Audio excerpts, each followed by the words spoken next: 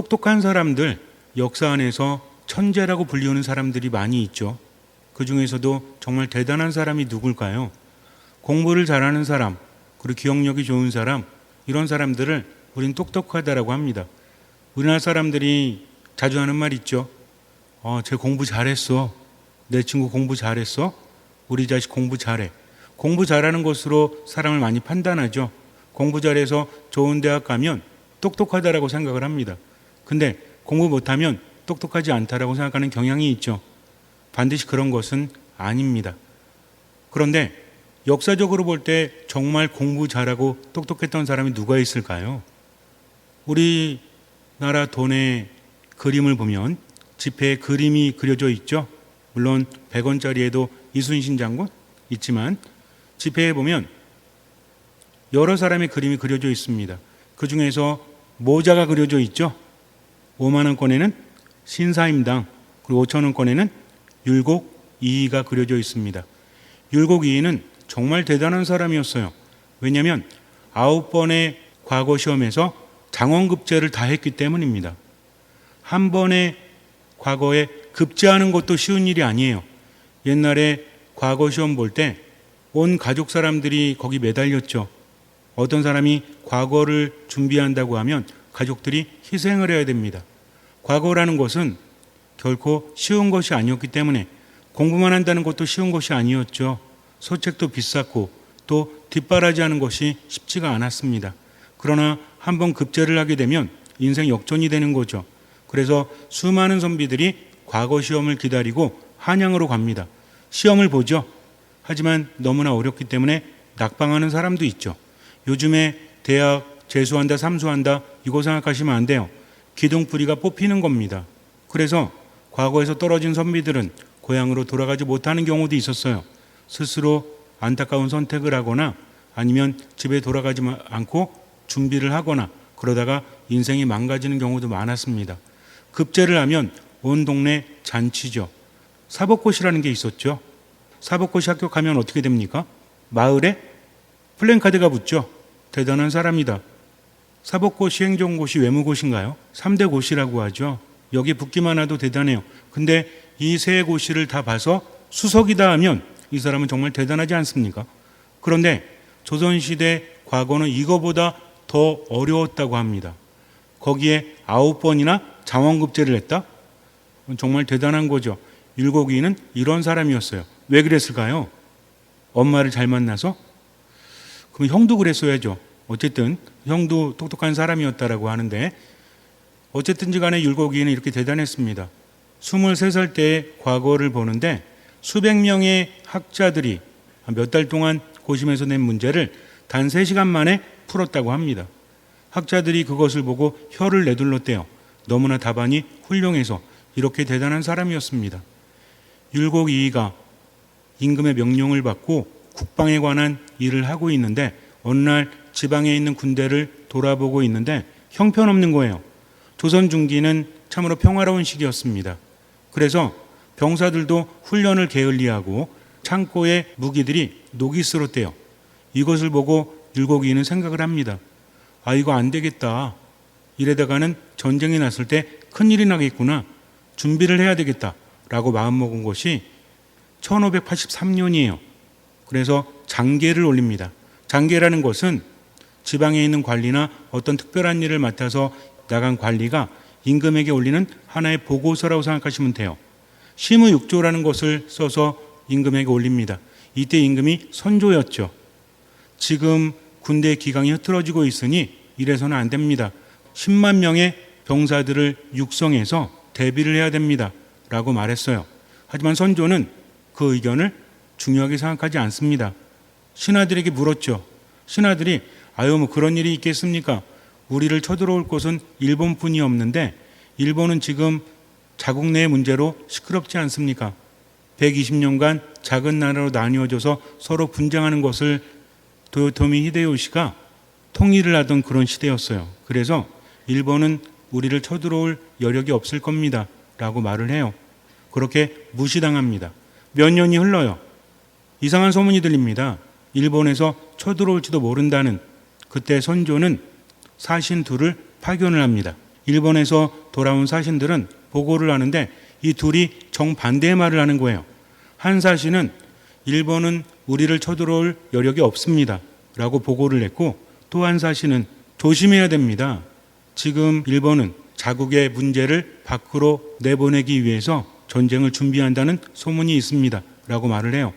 두 가지 상반된 보고를 들은 선조는 신하들과 함께 토의를 합니다. 신하들은 서로 양분돼서 싸웠죠. 여기에 아주 중요한 현상이 일어나는데 확증 편향이라고 하죠. 내 생각과 일치하는 어떤 정보만을 취하는 겁니다. 우리가 어떤 정보를 검색을 하거나 알아볼 때 내 생각과 다른 게 나올 때는 내 생각과 비슷한 게 나올 때까지 찾죠. 그런데 내 생각과 같은 게 나올 때는 더 이상 찾지 않죠. 어떤 얘기인지 아십니까? 우리는 자기중심적으로 살아요. 내가 생각하는 것이 옳은 것이라고 생각하고 싶은 거죠. 내가 생각하는 것과 비슷한 내용이 나오면 쉽게 받아들입니다. 하지만 내 생각과 다른 것이 튀어나오면 쉽게 받아들이지 않는다는 거죠. 이것을 확증 편향이라고 해요. 분명히 쳐들어올 수도 있고 쳐들어오지 않을 수도 있습니다. 그런데 거기에 대해서 쳐들어오지 않겠지. 여태까지 우리가 평화롭게 지냈고 과거에 그런 일이 없었는데, 그리고 일본이 스스로도 감당하기 힘든 문제로 힘들어하고 있는데 어떻게 쳐들어올 수 있겠어? 라는 생각을 하고 그렇게 결정을 했다는 거죠. 그리고 1592년에 일본은 우리나라를 쳐들어오게 되죠. 부산성과 동래성을 함락합니다. 그리고 말도 안 되는 이야기를 하죠. 명을 치러 가는데 길을 빌려달라. 이거는 말도 안 되는 겁니다. 어떻게 우리나라를 길로 빌려줄 수 있겠습니까? 그때부터 임진왜란이 시작이 됐던 거죠. 영화도 있잖아요. 명량도 있고 요새 한산이라는 영화도 나오고 있죠. 그 시대가 얼마나 힘들었습니까? 수많은 사람들이 죽었잖아요. 그리고 너무나 고통스러웠잖아요. 왜? 준비하지 않았기 때문이죠. 만약에 율곡이의 생각대로 그의 보관을 믿었다면 10만 명만 양성했어도 그런 일이 있지 않았을 겁니다. 그 이후에 일제시대도 없었을지도 몰라요. 어떤 학자들은 이렇게 이야기합니다. 그래서 그 당시에 선조가 율곡이의 10만 양병서를 받아들였다면 일제시대의 고통도 없었을 것이다 라고 합니다. 참으로 안타깝죠. 분명히 내다봤는데 그것을 알아듣지 못합니다. 어쩌면 그런 일이 안 일어날 수도 있겠죠. 그러나 다시 한번 생각해 봐야 되지 않습니까? 살다 보면 그래요. 나에 관한 일, 가족들에 관한 일, 그리고 다른 사람들에 관한 일도 내 중심으로 판단하는 경향이 있다는 거죠. 설마 그런 일이 있겠어? 나한테 그런 일이 있겠어? 과잉 확신 편향도 있습니다. 이것은 확증 편향과 좀 다르긴 한데, 예를 들어서 이런 거 있잖아요. 겨울에 눈이 왔는데 아침에 운전을 하려고 합니다. 가족들이 말하죠. 눈이 많이 와서 힘들 겁니다. 그랬더니 뭐라고 합니까?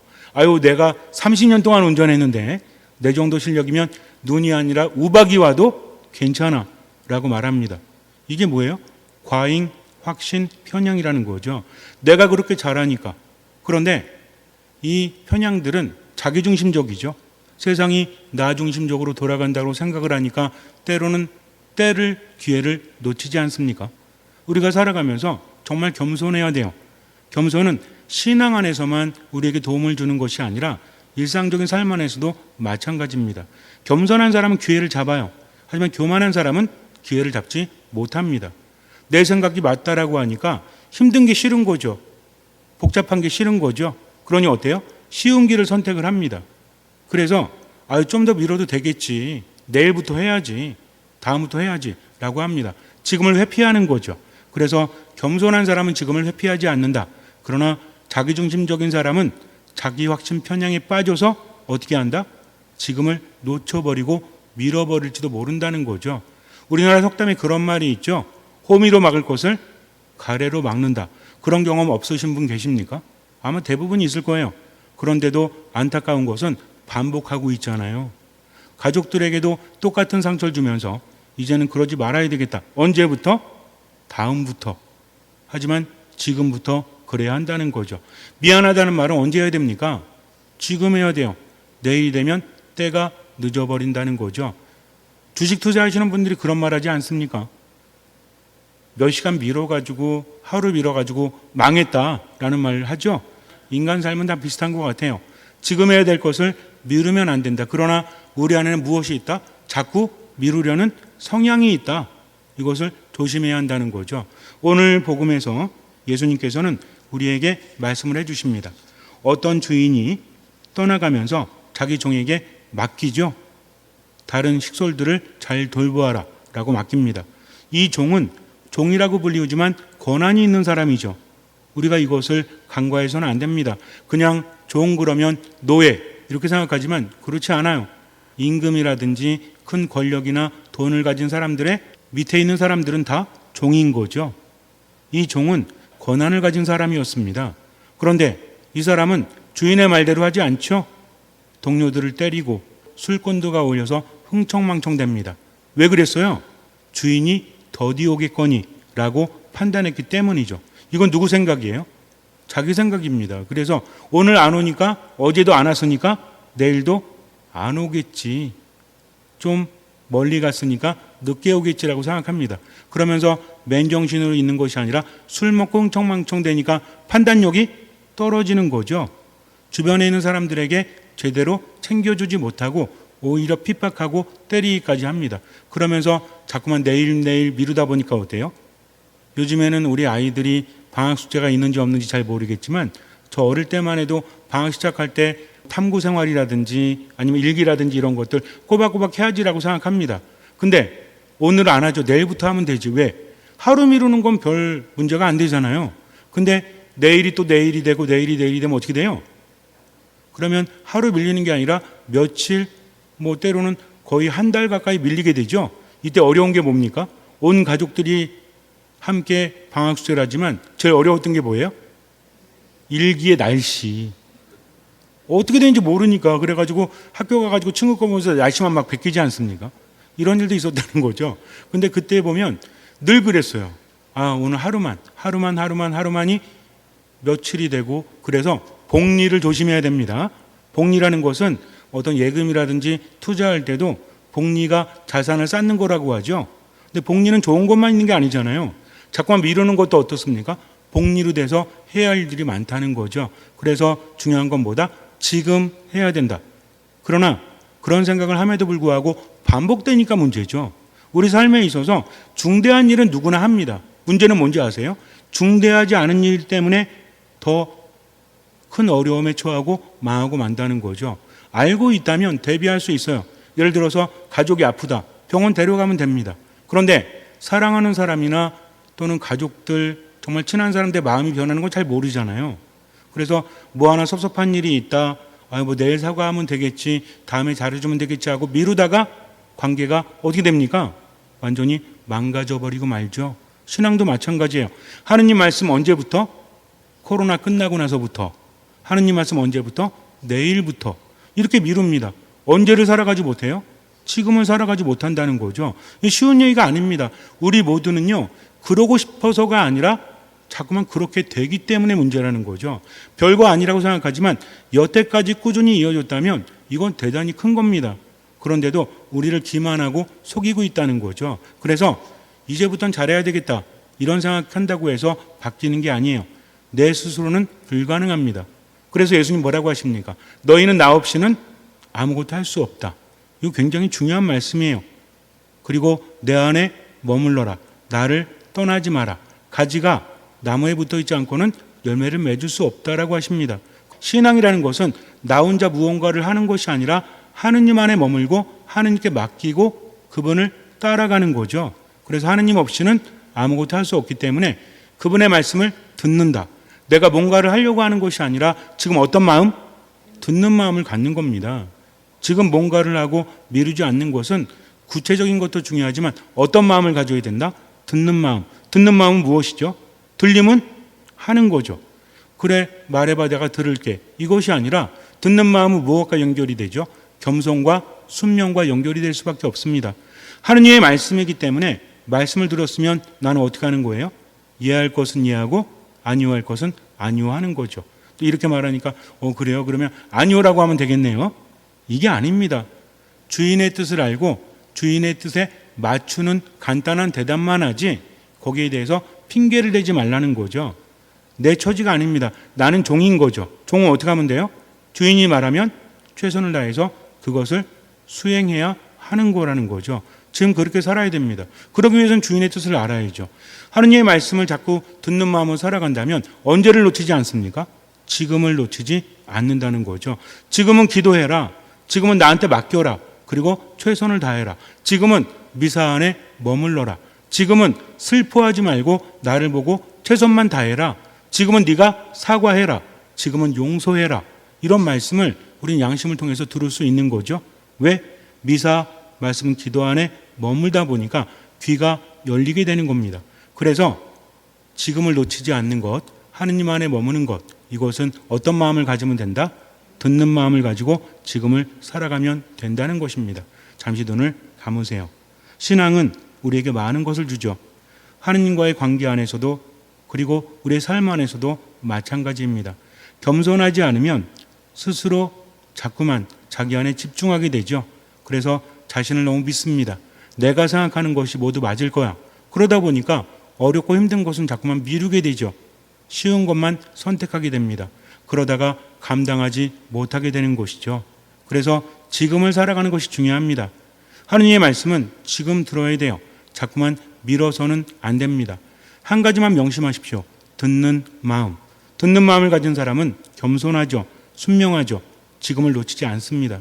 함께하는 사람들과도 화목하게 지낼 수밖에 없고요.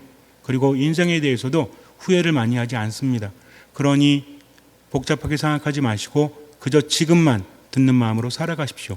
주님께 모든 것을 맡기고 최선을 다하십시오. 미사 말씀 기도 안에 머무십시오. 주님께서는 그 믿음을 보시고 우리 삶에 놀라운 기적을 일으켜 주실 것입니다. 아멘.